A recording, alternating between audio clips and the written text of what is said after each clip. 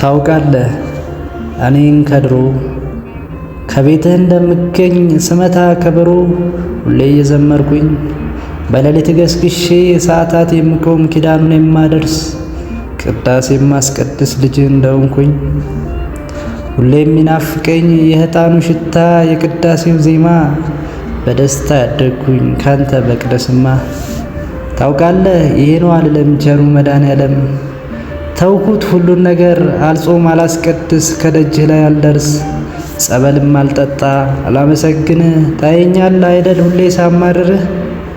ወዴት ገባ እምነቴ ያ የልጅነቱ አጠፋብኝ እንዴ እድሜ መብዛቱ።